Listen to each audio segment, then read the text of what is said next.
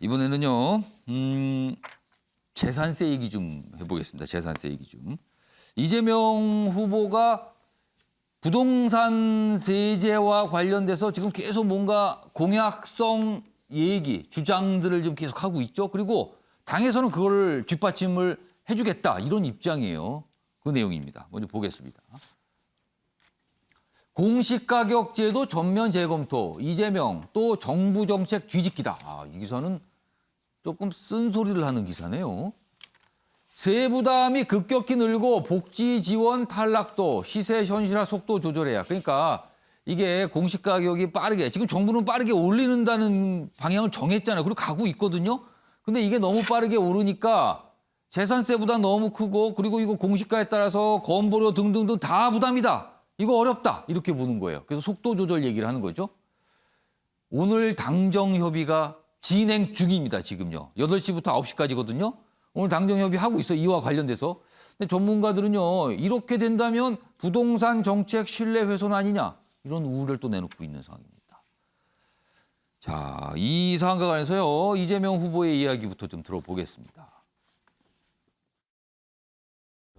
부동산 가격이 예상외로 많이 폭등했기 때문에 우리 국민들의 부담이 매우 급격하게 늘어나고 있습니다.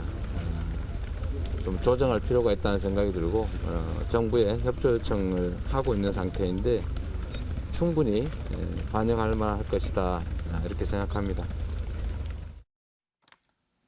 자, 최근에 이재명 후보가 부동산 관련 세제에 대해서 얘기한 내용을 크게 나눠 보면은요. 양도세와 보유세입니다. 그러니까 양도세는 그 부동산을 거래할 때, 팔 때 세금 부담이 있는데 이거 줄여주겠다. 그리고 재산세는 보유세죠. 갖고 있을 때 세금도 줄여주겠다. 이런 겁니다, 지금요. 그러니까 결국에는요.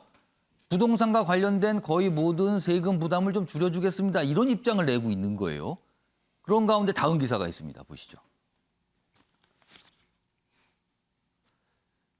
양도세 유예는 매물을 유도한다. 근데 공시가 조정된 매물을 잠김시킨다. 이재명의 다주택 두 정책 상호 충돌되는 거 아닙니까? 이런 지적이 나와요, 지금. 그러니까 하나는 부동산 매물이 많이 나오게 하는 취지로 보이는 거고, 하나는 그 정책을 할 때는 부동산 매물이 그냥 가만히 있게 되는 거예요. 안 나오고. 그럼 이게 같이 가는 게 어떻게 되는 겁니까? 이런 질문이 나오는 겁니다, 지금요. 윤경호 의원님, 상호 충돌 이렇게 표현됐는데 이거 어떻게 보세요, 이 사안? 시장에선 충분히 저렇게 받아들일 수 있죠. 앵커가 얘기한 대로 재산세, 보유세, 예, 그리고 양도세, 거래세 이렇게 이제 나눠지잖아요. 예, 통상 지금 우리는 보유세는 좀 높이더라도 거래세는 낮춰주자. 이게 이제 큰 방향. 지금 정부에서는 두 가지 다 올라갔죠, 그런데 지금. 이제 다 올라갔죠. 예, 이 재산세, 즉 다시 말하면 보유세가 올라가는 게 공시지가 현실화라는 표현으로 이 정부 들어서 지속적으로 추진을 했습니다. 예. 2030년 정도까지 시세의 90%까지 근접할 수 있도록 단계적으로 가겠다. 근데 이게 단계적으로 가지만 지금 워낙 공시가가 시세에 비해서 떨어져 있어요. 예. 60에서 70 정도까지 떨어져 있었어요. 그러다 보니까 매년 전년 대비 한 20% 정도씩 오릅니다. 올해도 20% 올랐습니다. 예. 내년 19% 올랐습니다. 내년에도 한 20% 오를 걸로 지금 예상이 됩니다. 이재명 후보가 어제 하필 저 얘기를 한 이유는 이번 목요일 23일에 예. 단독주택의 공시가 표준 가격이 발표가 됩니다. 내용이 공개가 되는군요, 가격이. 그렇습니다. 많은 분들이 살고 있는 아파트, 다시 말하면 공동주택은 내년 3월에 나와요. 그러나 이번에 단독주택 공시가가 나오면 이걸 근거로 내년 3월에 나올 공동주택도 이 정도 올라서 예상이 되겠네요, 그 그렇습니다. 정도로. 그래서 아마 재산세가 이렇게 더 많이 나올 거다. 이런 분석들이 아마 쏟아질 거예요. 예. 근데 그거에 또 다시 세금 폭탄 공격을 받을 걸 여론이 좀 안 좋을 수도 있다. 한 거죠. 그러나 부동산 정책은 예측 가능성, 일관성이 중요합니다. 정책이 기본적으로 부동산은 금리를 조절해서 가야 되는데 금리라는 건 다른 경제 상황도 고려를 해야 되잖아요. 예. 금리 부동산 잡으려고 금리 올렸다가 아. 다른 경제가 다 죽어버리면 안 되니까 그 다음에 취하는 게 이제 세금인데 이 세금 정책은 일관성과 예측 가능성이 있어야 되는데 이런 식으로 한다면 정말 서로 상호 충돌뿐만 아니라 지금까지 예. 했던 얘기에 180도 유턴이란 말이죠. 그런 점에서는 저런 지적이 충분히 나올 수 있습니다. 제가 보기엔 급격한 방향 선회보다는 예. 폭을 줄여가는 게 예. 그리고 기간을 늘리는 거. 그게 현실에 어떻게 보면 반영을 하는 예. 게 될 것 같고요. 예. 이걸 갑자기 문재인 정부의 정책이라고 해서 그냥 모두 다 뒤집어 버리면 유권자들이 좋아할 것이다. 그렇게 생각했다가는 오히려 더 큰 시장의 혼란을 초래할 수 있으니까 거듭 말씀드립니다만 기간을 늘리더라도 폭을 예. 조금씩 줄여나가는 예. 그런 식으로 방향은 끌고 가는 게 맞지 않을까 싶습니다. 자, 손아람 변호사. 네. 그러니까 양도세에 관한 내용 그리고 이제 보유세에 관한 내용 지금 다 나왔어요, 내용이. 근데 이게 상호 충돌되는 거 아닙니까? 이런 지적이 있다고 이 기사는 소개하고 있는데 이 시각에 대해서는 또 어떻게 보세요? 네, 맞습니다. 왜냐하면 이재명 후보께서 본인도 최근까지도 예. 거래세는 조금 낮추고 보유세는 강화하는 방향으로 가야 된다라는 얘기를 일관되게 많이 하셨습니다. 근데 그럼에도 불구하고 지금 얘기하시는 거는 결국은 보유세를 낮추겠는 방향으로 가겠다는 거거든요. 예. 근데 저는 이게 그러다 보니까 너무 정치적인 부분을 염두에 둔 판단 아닌가 싶어요. 지금 여러 여론조사마다 좀 다릅니다만은 예. 서울에서 이재명 후보가 좀 약세를 보이고 있거든요. 근데 민주당 후보로서 서울을 잡지 못하고 대선에서 이기는 거는 정말로 어려운 일입니다. 그러다 보니까 어떻게 해서든 서울의 민심, 그중에서도 특히 부동산 정책 실패로 인한 민심을 좀 잡아야겠다라는 게 한 가지가 있는 거고요. 예. 또 한 가지는 지금 정권 교체론이 높기 때문에 문재인 정부와 각을 세우는 게 필요합니다. 예. 근데 문재인 정부와 가장 각을 세우기 좋은 분야가 또 부동산이거든요. 사실 문재인 정부의 부동산 정책은 뭐 다들 실패했다.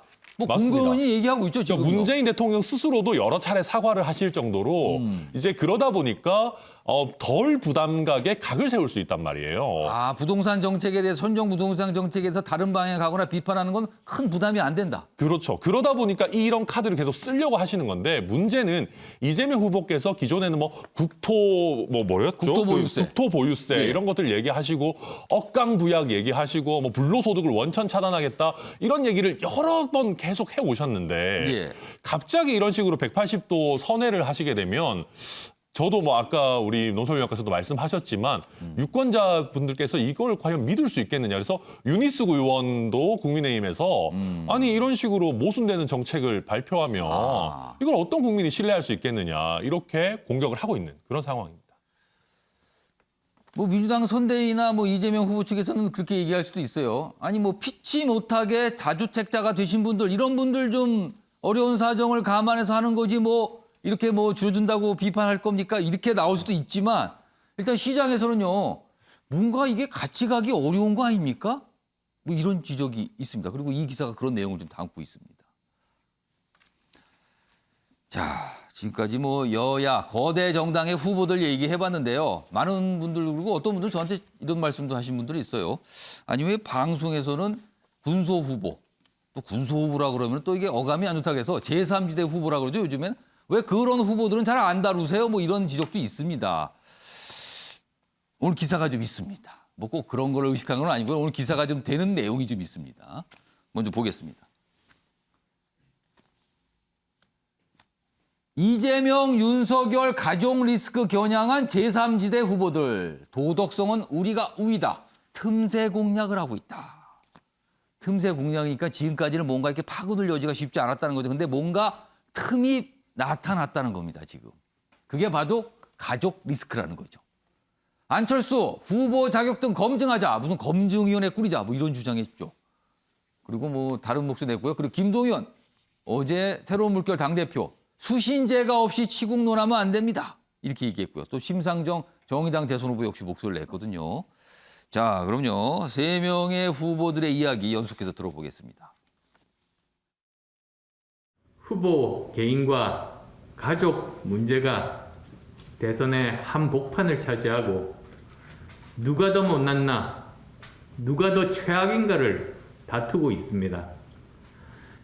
중앙선거관리위원회 산하에 각 정당이 추천하는 인사들과 중립적인 언론단체 및 정치 관련 학회 추천 인사들로 구성된 중립적인 후보 합동 검증위원회를 설치할 것을 제안합니다. 그곳에서는 후보와 그 가족들의 각종 의혹에 대한 자료를 검증하고 대장동대 고발 사주, 불법 도박과 성매매 의혹 대 채용 불공정으로 마치 거울처럼 서로를 비추고 있습니다. 수신도 제거도 없이 치국을 논하고 있지는 않습니까? 본인 문제, 가족 문제로 연일 해명하고 사과하느라 바쁘지 않습니까? 그러니까 제3지대 후보들의 얘기를 좀 종합해서 묶어보면요. 거대 여야 정당 후보를 향해서 자격 되세요? 이렇게 물어보는 것 같아요, 지금요. 나오셔서 득표 좀 꽤 얻으시는데요. 자격은 되십니까? 이렇게 물어보는 것 같습니다, 지금요.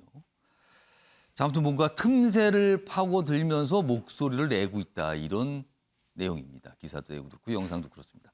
다음 만평을 좀 하나 보겠습니다. 그런데요. 여기 보면 세 칸입니다. 위에 칸부터 보겠습니다. 위에 칸 보면 명이라고 뒤에 써신 분이 있어요. 아들 리스크. 뭔가 말을 하기가 어려운 상황이에요. 아래로 갑니다. 윤이라고 쓰신 분이 있는데 배우자 리스크입니다. 뭔가 말에 이게 이 말풍선 안에 뭔가 땀이 있는 것 같죠? 이게 힘들다는 거죠. 아래로 갑니다. 이분은 아니라고 써 있는데 굉장히 뭔가 강한 표정을 지고 있어요. 근데 반사 이익이 없다는 거네요. 전무하다. 그래서 여기 써 있는 게 혹시 본인 리스크일까요? 이렇게 돼 있습니다.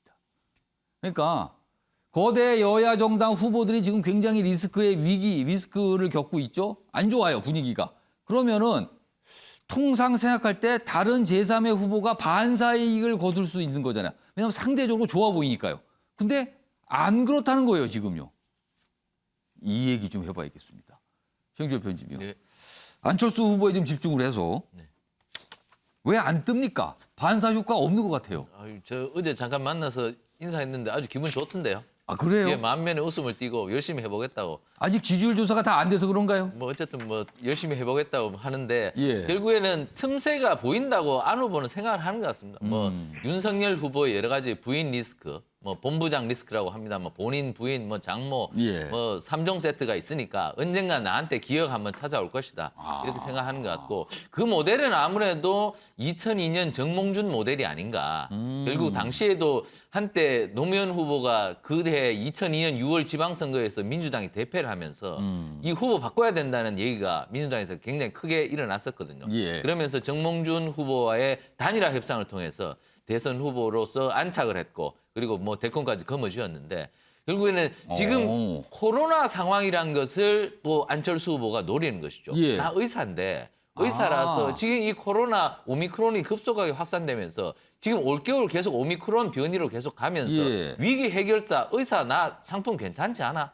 이런 거를 보면서 2002년도에 월드컵 열풍을 타고 한참 떴던 정몽준 후보의 모델을 생각하고 있지 않은가. 저는 그 부분에서 충분히 틈새는 만들어낼 수 있다. 기다리면 나에게 기회가 온다. 지금 모든 조건이 갖춰지고 있다. 이렇게 판단한다는 그렇습니다. 거예요? 그러한 시대적 조류를 갖고 윤석열 후보와의 단일화 예. 협상 그리고 뭐 단일화 여론조사 이런 예. 것을 통해서 단일화를 한번 해본다면 나에게도 기회가 충분히 열리지 않을까. 설사 단일화에 실패하더라도 국민의힘이 국민의당에 줄 수 있는 보상책을 갖고 나올 것이다. 그렇기 때문에 결코 미치는 장사가 아니다. 그런 측면에서 안철수 후보가 좀 더 마라톤 뛰듯이 좀 더 지금 열심히 뛰는 것 같습니다. 그런 측면 뭐 기회는 열려 있을 것인데 단점은 예. 있죠. 안철수 후보가 이미 정치를 한 지 십몇 년이 됐기 때문에 참신함을 잃어버렸다. 예. 정몽준 후보와 바로 비교할 수 없다. 정몽준 후보는 당시에 정치 신인이었기 때문에 그렇죠. 참신함이 있었습니다. 예. 근데 지금 안철수 후보에게 당시 정몽준이 가졌던 참신함이 있는가? 그 부분에 대해서는 안철수 후보가 극복해야 한다.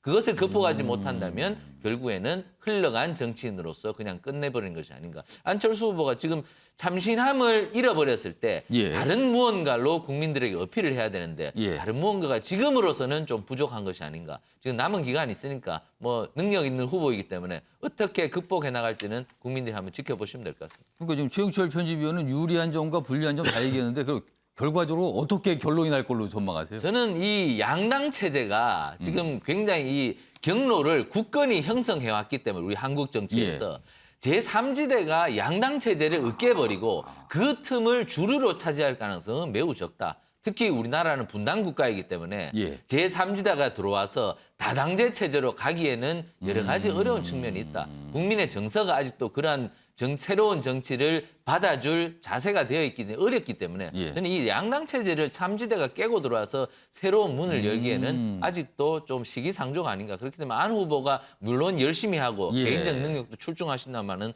이번 대선에서도 사실 참지대가 주류로 올라오기에는 여러 가지 어려운 것이 아닌가. 저는 이렇게 예측을 합니다. 그러니까 전망은 일단 전망이십니다만 최영철 편집위원의 개인적인 전망이지만 쉽지 않다 이거. 네. 만만하지 않다 지금 저는 그렇게 그런 봅니다. 상황이네요. 네. 신경민 전 의원께는요. 안철수 후보를 포함해서 심상정 후보, 김동연 후보 다 있어요. 이 세 분 혹시 선거 막판에 지금과 같은 이런 뭐 비호감 분위기가 극에 달하게 되면 혹시 이 세 명의 제3지대 후보들 막판에 지금 지지율을 거두고 상당한 득표를 거둘 가능성. 여기서 상당하다는 건요. 구체적으로 말씀드리면 한 10% 이상 정도의 득표를 얻을 가능성. 이거 어떻게 보십니까? 좀 어렵지 않겠습니까? 어렵다. 네. 어떤 이유에서 그렇게 보십니까? 한국 정치는 뭐 오랫동안 신상품 선호 경향도 보였지만 예. 양당 회귀 경향이 훨씬 셌거든요. 두 가지는 좀 다른 건데요. 서로 네, 방향이. 두 개가 다른데 예. 신상품이 그 사이 여러 번 대선 국면에서 등장을 했지만 예. 모두 다 실패했습니다. 안철수 후보가 10여 년 전에 극적으로 이걸 보여줬죠. 정말로 큰 바람을 몰고 왔습니다마는 실패했고요. 그리고 그 10년 동안 안철수 후보가 그 신뢰를 거의 다 잃었습니다. 그래서 이번 대선의 경우에는 지금 비호감 후보 둘이 경쟁을 하는 국면이 계속되고 있고요. 예. 이게 일단 간다고 봤을 때 투표율은 매우 낮을 것으로 보입니다. 근데 투표장에 가는 사람들이 마지못해 가서 마지막 순간에 여기도 저기도 손이 안 간다고 그랬을 때 제3의 후보를 쭉 볼 거예요. 예. 그때 안철수 후보나 심상정 후보나 김동연 후보를 이렇게 쳐다볼 텐데 예. 그리고 또 허경영 후보도 있고요. 아주 좀 장난스러운 유권자들도 좀 있을 거고요. 예. 그렇게 따지면은 이 네 사람이 합쳐서 10%는 넘겠죠. 그러나 합하면 넘겠지만 그러나 개별적으로는 한 사람이 10%를 얻는 것은 저는 뭐 매우 어려운 가능성이다라고 생각합니다. 두 분은 좀 이렇게 쉽지 않다 이렇게 좀 전망을 해주셨습니다. 지금 뭐 지켜봐야 알죠. 뭐 마지막까지요. 다음엔요 나라밖 소식입니다. 대만 얘기 좀 해보겠습니다. 대만은요 국민 투표를 일요일에 했어요 어제. 그런데 그 사안이 뭐 국민 투표 사안이 여러 가지인데 그 중에 하나가 미국산 돼지고기가 들어가 있거든요. 근데 이게 이렇게 중요한 이슈였다고 합니다. 기사로 보겠습니다. 미국산 돼지고기 금지. 이거 금지하냐 마냐 이걸 국민 투표했는데 부결됐어요. 그러니까 금지 안 하는 거죠. 수입하는 거예요. 대만은 중국 대신 미국을 택했다. 이 돼지고기 금지 부결이 미국을 택했다는 의미, 중국이 아닌 이런 의미를 갖는답니다.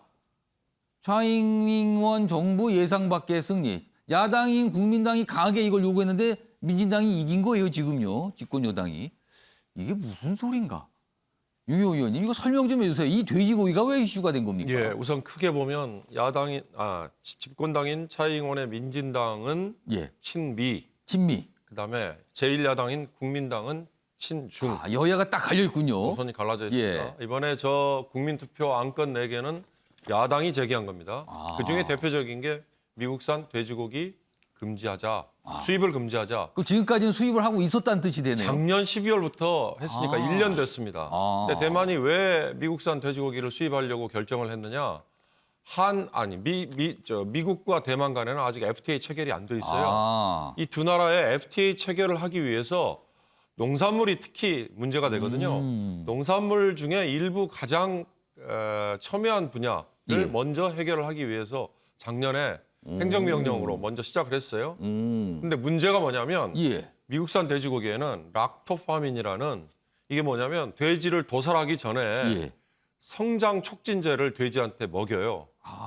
그러면 도살 전에 돼지의 살코기가 급격하게 는다. 잘 자라는 거군요. 아주. 그렇습니다.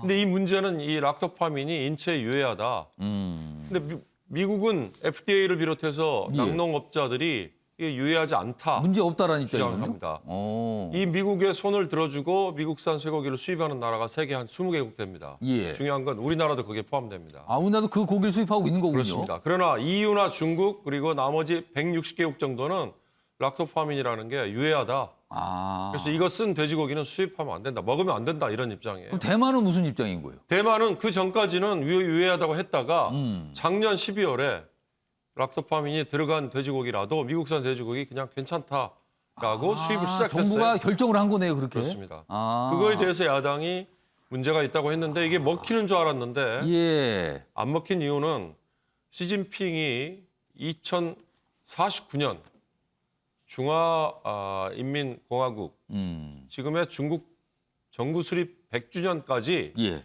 대만을 합해서 하나의 중국을 만들겠다고 공언을 하고 있습니다. 어. 그리고 무력 점령도 불사할 정도의 얘기를 하고 있어요. 예. 남중국해에 함대를 배치하고 주변국들이 많은 반발을 함에도 불구하고 강하게 나오는 이유는 바로 예. 그런 거에 대한 이 토대 깔기거든요. 예. 그런 점에서 대만 국민은 지금 굉장한 불안감을 느끼고 있는 거죠. 아. 거기에 상징적으로 나온 게 이 돼지고기, 미국산 돼지고기.